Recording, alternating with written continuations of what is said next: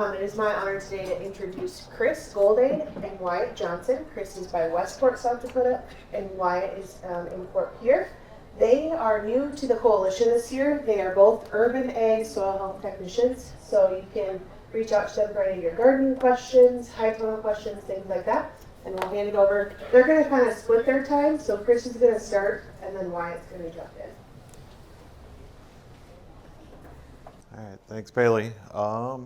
Welcome everybody. I hope you've had a good day or 2 days if you've been with us both days, but we'll get into a little bit of the small scale urban ag stuff. So like Bailey said, we're both new to this. This is new to the coalition, but very exciting to us as well. So we'll move on into it. So tips on how to reduce tillage in the garden and improve soil health at the same time. So we're going to just go over some tips, some ideas that I have for how to reduce your tillage in your garden, how to maybe move towards a no-till garden situation.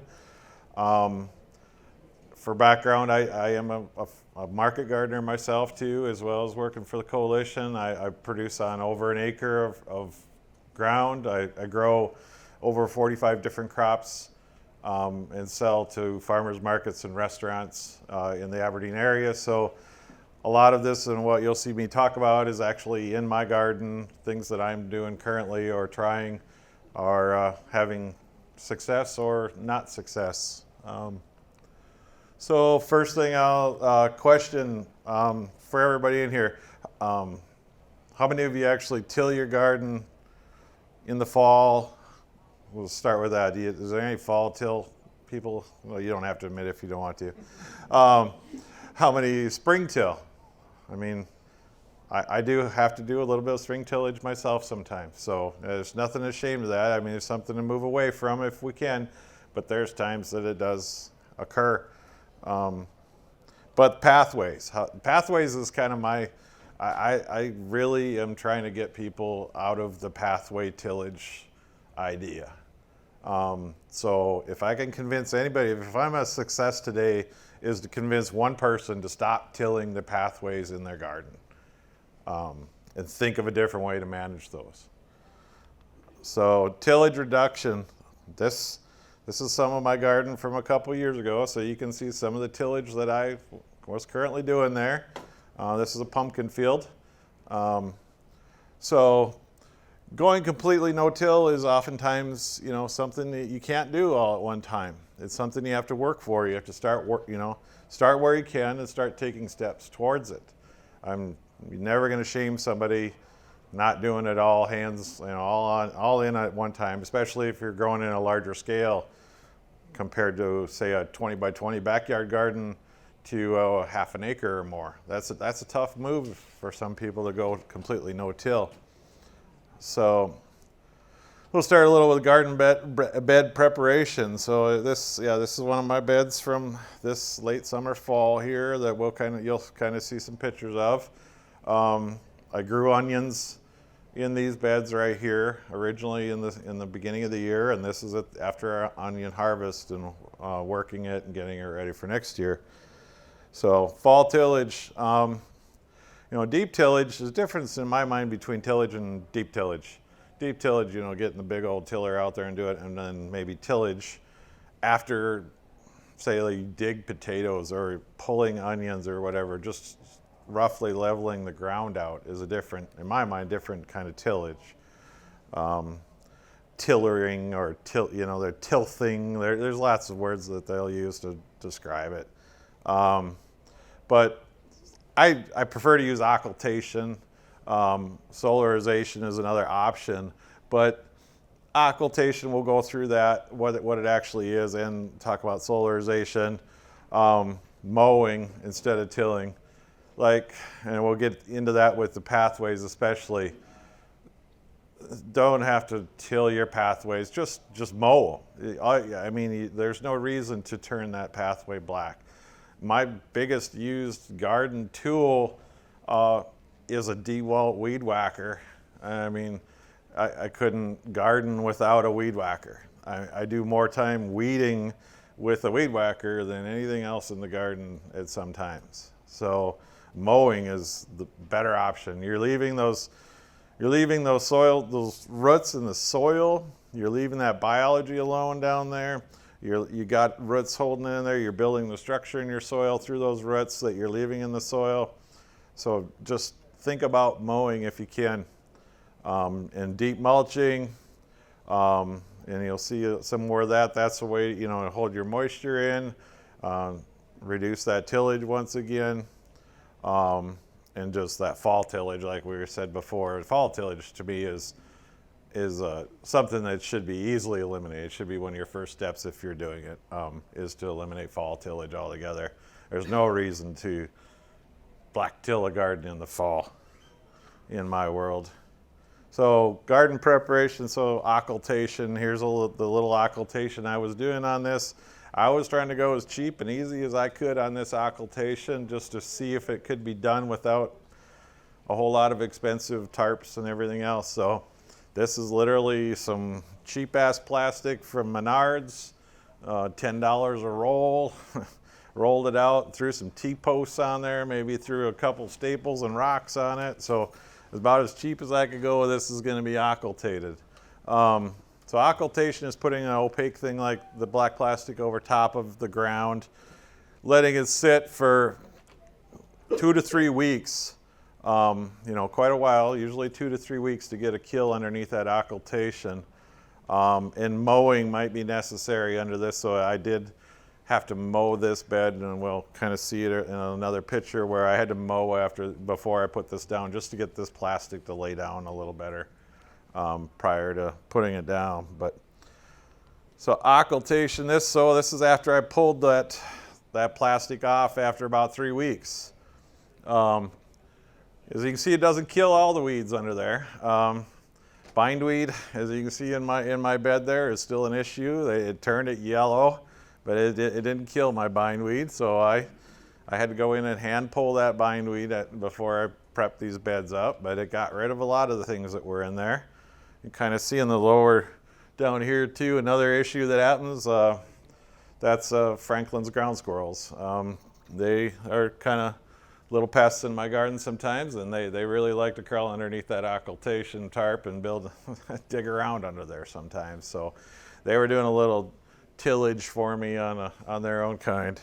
Snakes too, Chris. Snakes, yeah, lots of snakes. My garden, I love snakes, so they're everywhere in my garden. So they love it under there. But yeah, the area, it doesn't need to be tilled after you occultate. But it should be mulched, like we've seen in the earlier picture. I mulch the pathways, and then I use a compost mulch on the beds to prep them up. But, it's definitely going to need to be mulched. This is really bare soil now at this point, almost similar to tillage. There isn't a whole lot of coverage here, so I'm going to want to cover this soil up shortly after I pull the tarps off. But solarization, difference between occultation and solarization. Solarization is using clear plastic in the same situation kind of, but you're going to use clear plastic over top of it. It will work faster. It'll work in a week, maybe 10 days sometimes, because you're also using heat to kill the plants under there. But there's a couple shortfalls that I avoid solarization because of these. If you get a gap underneath that plastic and get a little bit of airflow under it at all, you just went from solarization to greenhouse. So now you're just going to grow everything under there at a faster rate then rather than kill your weeds. So you really, if you're doing solarization, it's got to be pinned down very tight all the way around. And in my garden and most of South Dakota, there's always a day in there somewhere when the wind blows 40 miles an hour and the plastic is going to start flapping, and then you just lost your solarization for a while. And the other reason with solarization is it does generate a great amount of heat. And there has been, shown effects of destroying some of the soil biology with that amount of heat in the top inches of your soil. So I avoid that to just avoid any sort of damage to my soil biology with the solarization too. So How do I plant if I don't till the whole garden? I get these questions from local gardeners and people that are looking to move more to no-till.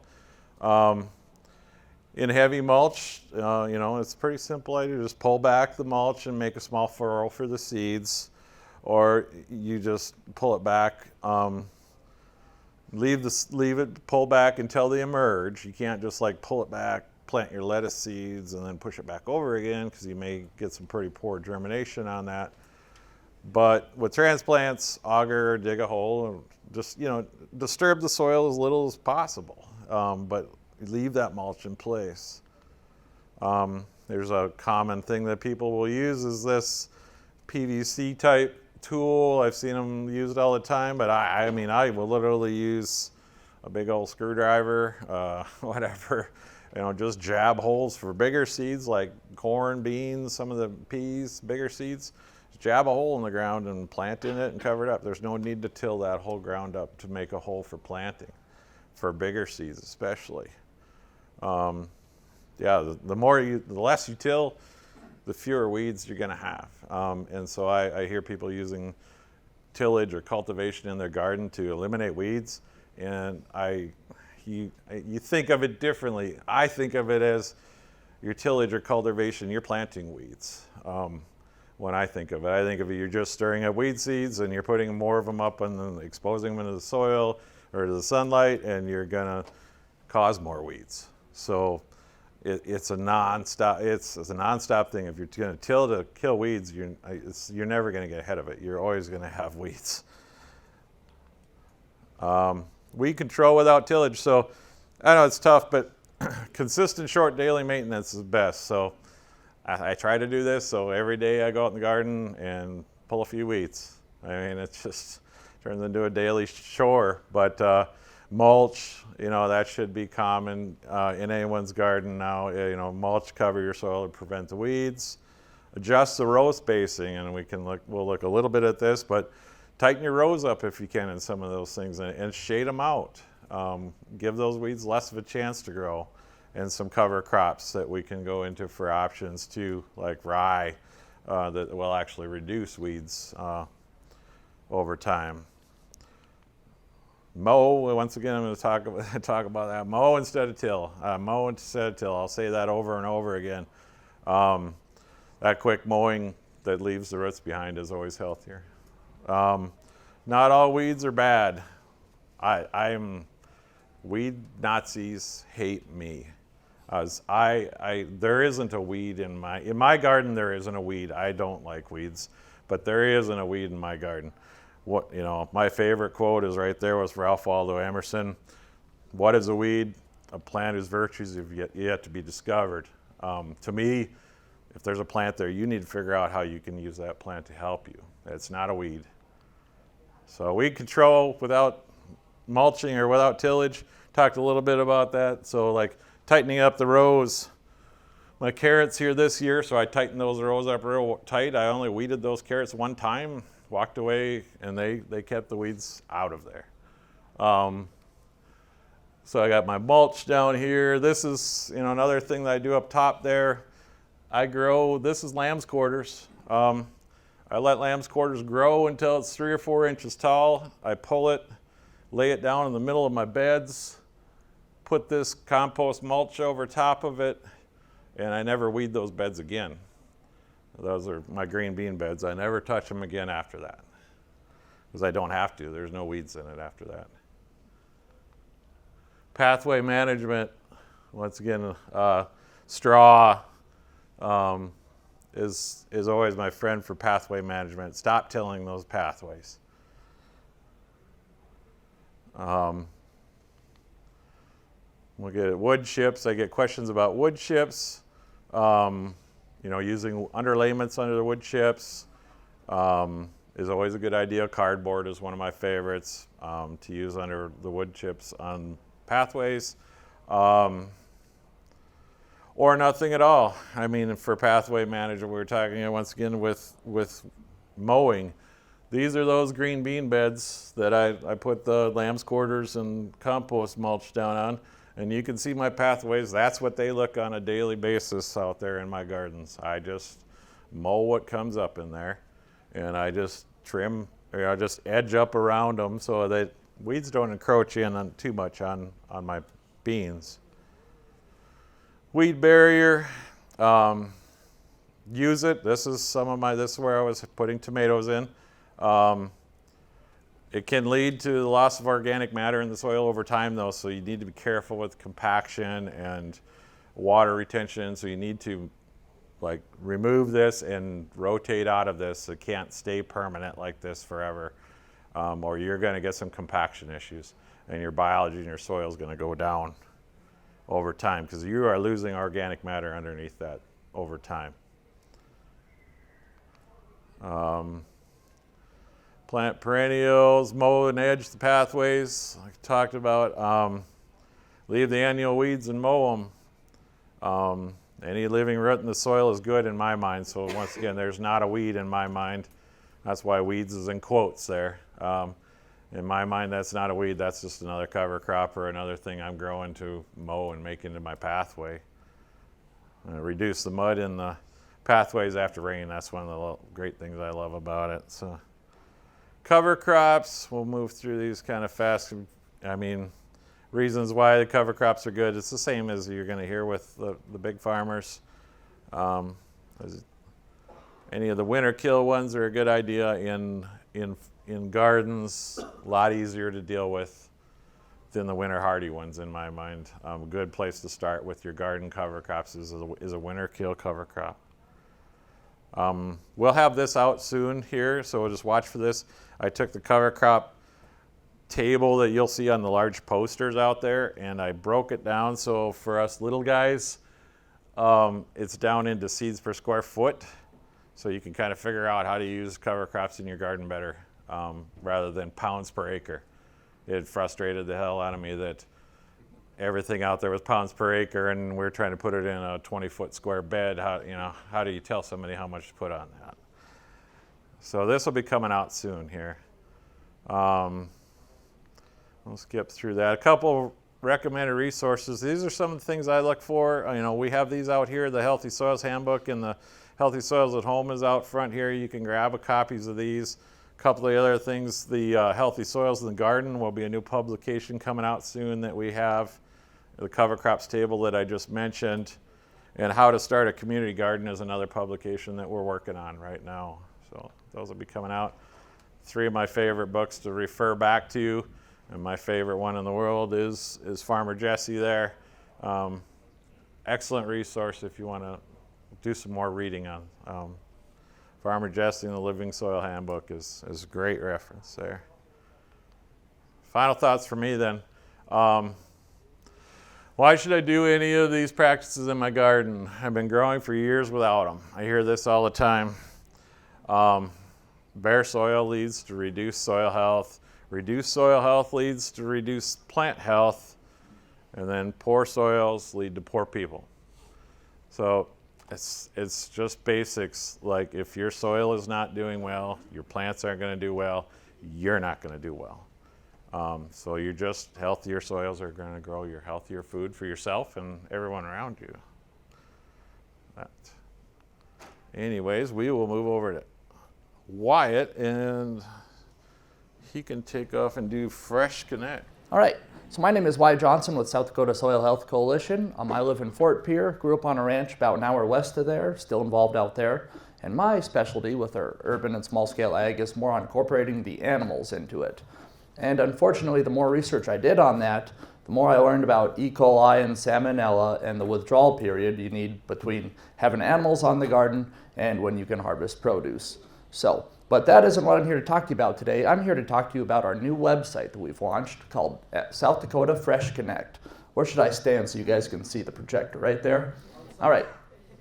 So I was originally just going to pull up the website and make a profile here in front of you guys, but I decided instead I'd put it on a PowerPoint with a whole bunch of screenshots. So this is a free website that you guys can use, and basically what it is, just like the name implies, it's to help the producers get connected with the consumers, or vice versa. So you go on this website and you make an account, and it's free, and you can be like, I'm Chris Goldade with Flat Rock Farms, and I have, these vegetables available seasonally, and he gives you contact information to Chris. It isn't really like Facebook Marketplace where you're like, I have this 3 pounds of zucchini I want to sell for $5 or something, There's more of a way to get in contact with that grower. So here, when you type in South Dakota sdfreshconnect.com, granted it's supposed to be in lowercase, but the PowerPoint format I use threw it all in uppercase. Anyhow, this is the page you're going to see without having an account. And each one of these points is either a seller or a consumer, a buyer. The green ones are sellers and the blue ones are buyers. And now this is still a pretty fresh website, so we don't see a whole lot of points across the state, but it's been growing progressively over the summertime. So like you see, you got 3 of them there in the central South Dakota, a bunch out in West River, and a whole bunch East River. So that's great. So you can kind of get to your area and click on those profiles and see what they have available for you. So to make an account, first you need to click on the button up here that says Create Listing, and it says Submit Your Listing. And then next, you're going to go down to Add a Seller Listing or Add a Buyer Listing. So right now you're thinking, how do I make an account? That's kind of what I find when I go on here. So you need to go down, you click on that button, Add a Seller Listing if you're a producer looking to sell some vegetables, or you can sell baked goods or canned goods or meat, lamb, poultry, pork, stuff like that. And then it wants you to log in. So you click that, and then where it says to log in, down here you type in where it says sign up. Is there a laser on here? Top one. Look at that.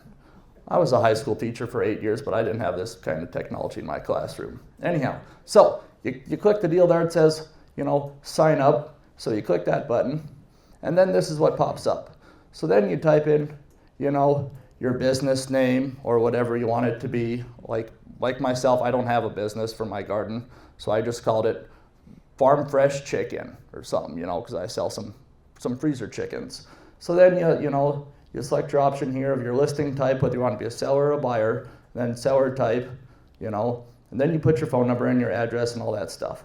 So you do all that, and then you want to type in the address check, because that'll put your point on the map.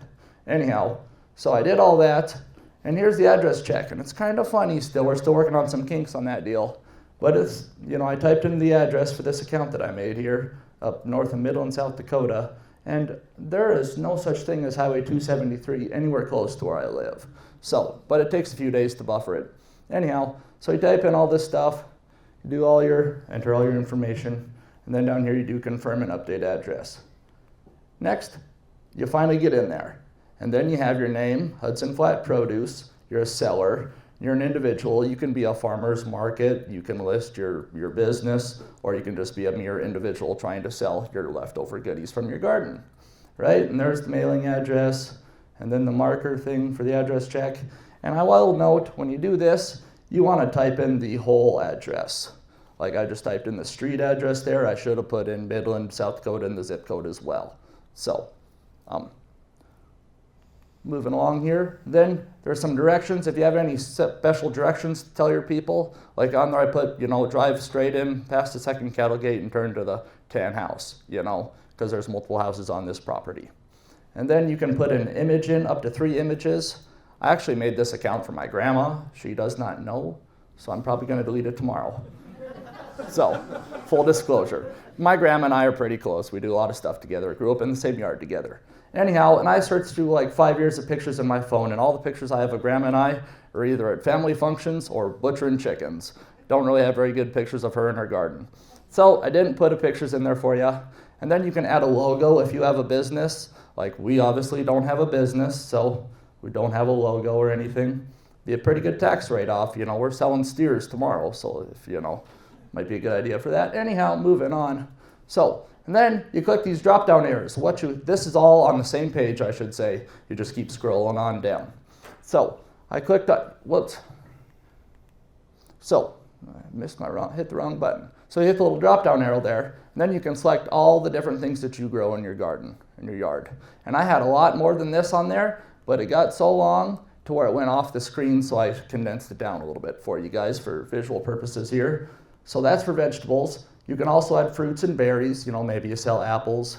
Maybe you have, I think rhubarb's listed up there in vegetables, but different things like that. And then you can do meats. I said, well, we have chicken, so we'll sell chicken, You can do beef or lamb or pork or whatever you might grow and produce.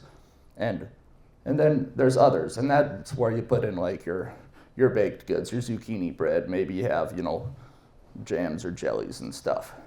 And then you go down here and prove that you're not a robot, and then you submit the form. Right?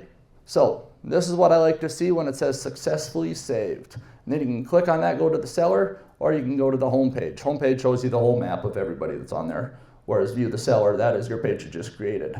So I believe I clicked on, I'll go to home page here. And so there it is. You can see there's our listing, and the listing will pop up. So what I should say, it's right over here to the left.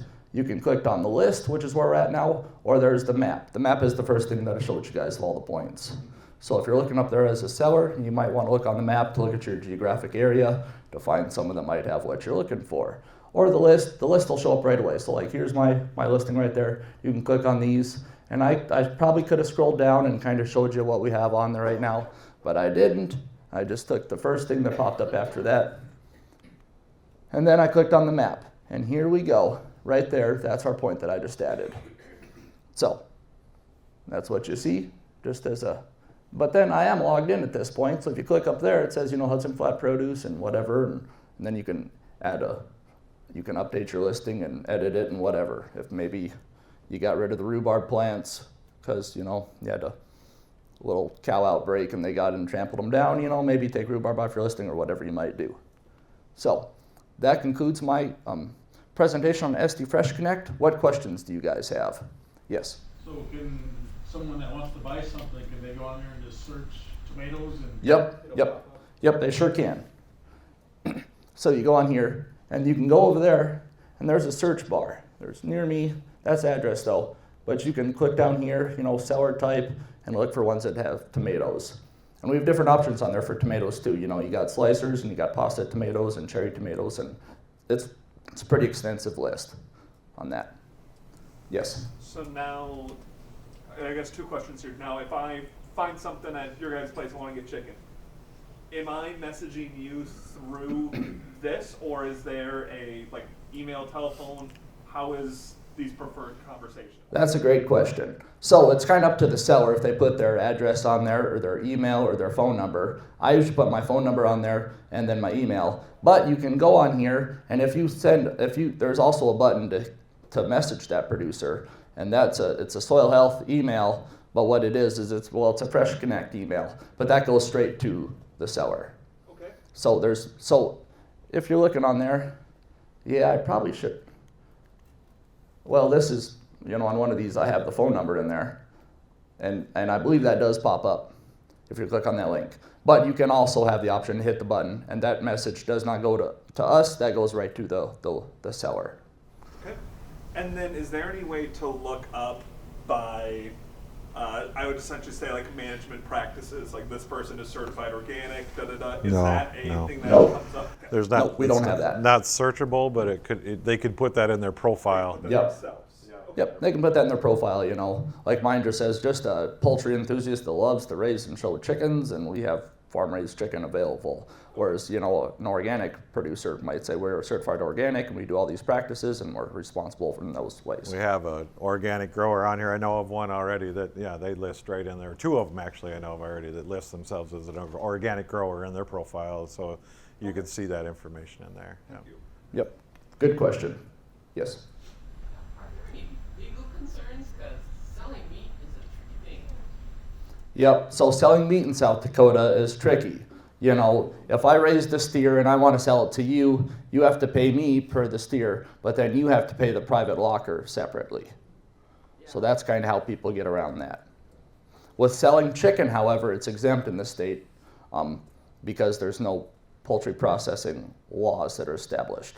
So there's a caveat for selling poultry. But all your 4-legged animals, you have to, except for rabbits, all your 4-legged animals, you have to go through a certified locker to do that. Yes? There's actually some federal laws that blanket over the whole country when it comes to selling poultry, as long as the person is not processing more than 10,000 units in one batch. Okay. They can process them at home in direct market. and avoid all of that stuff. Okay. That's federal, that's actually a federal. That's federal, okay, but it's under 10,000 units, so, Yeah, so okay, so that's, if you so, start Yep. processing more than that, then it changes, but for our smaller producers, they are protected by federal laws. okay, thank you for that, That law has to be quoted on your label, okay, the number of the ID law. all right. I'm learning as I go here, I guess you can say, so that's a good thing. Yes, ma'am. So if you're selling stuff, is there a certain dollar amount that you can sell before you need a tax ID number? I'm gonna refer to Chris on this question. Yeah, I don't know that exact dollar amount, actually, what it is for a state tax license. I believe it's $600, but don't quote me on that. Is it higher than that? It's $1 technically now with the state sales tax. Revenue, if you're selling food, Yeah. food farmers markets, they won't come knocking for you. Yeah, me personally, I just got the tax license. It's not that hard to do, and it's a report twice a year, and you pay my taxes. But So when you're doing your marketing and sales like that, are you going straight dollar, or are you actually trading sales tax? I include tax in my sales price, so I don't have to do pennies. If you can't tell, I'm not the kind of guy that wants to deal with that kind of stuff. So yeah, just straight dollars. I just include it in my price. So I'm taking the tax and figuring it later when I figure my sales tax and just paying it. Yeah. So yeah. Any advice on mulches to use after you tarp, like oak straw versus rye or wheat? Mulches, yeah. In the pathways, like I said, cardboard and wood chips are going to be good. Wheat straw, be careful. You're going to get some volunteer wheat problems sometimes with wheat straw. I've had that issue last year in some of mine. So old wheat straw is my favorite. If I can find 3-year-old wheat straw, I love using that as mulch. But yeah, wood chips and cardboard. Smaller gardens, grass clippings from a lawn that wasn't sprayed with a bunch of pesticides make great, cover. Leaves, we didn't even talk about leaves. Leaves would make another great mulch cover anywhere in the garden. I will drive around and rob bags of leaves off of the boulevard of these people sometimes, if I need some. I'm not afraid to do that. Ideas of how to get wood chips. I have a local arborist that I deal with, and instead of taking the load of wood chips to the landfill, he brings them to my farm and dumps them. He pays $130 to dump them at the landfill, and he dumps them at my house for free. So if you can get a local arborist to bring his wood chip truck over and dump it in your yard, you get some great wood chips there. So. You should just charge him $100.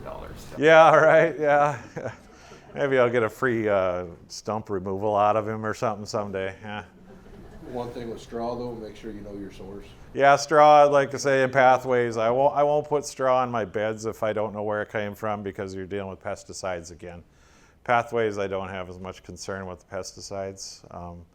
But yeah, pesticides are always an issue that you have to be concerned with. What's carryover on that mulch. Unfortunately, in South Dakota here, we don't have a lot of large compost facilities that are generating compost for sale. So we have to work with what we got a lot of times, and so talk to the neighbors and talk to locals and figure it out. My manure compost. Luckily, I have a friend that used to raise bison and has got a bunch of piles all over the place that I go out and steal now. That he just used to push up the bison manure and straw into piles, and now that's where I go get my stuff. So I said I'm not afraid to go steal stuff from guys that don't know what they have. But he was, and I get the oldest hay I can from my relatives. I go to my relatives and I ask them, do you have alfalfa bales or hay bales that are 3 years or older and maybe rotting and molded, laying out back somewhere? That's the one I want. And they look at me like I'm crazy, but yeah, I'm like, I want that old moldy hay bale in the back there to use in my garden. Yeah. So do you process that then, or do you just lay it out Just lay it out. Yeah, just rip it up by hand. And everything in my garden is mostly, these are my tools most of the time. So, in that acre. Yeah. Well, thank you, Chris and Wyatt. Yeah. And our cards are out front there. If you got any questions or whatever, give us a call.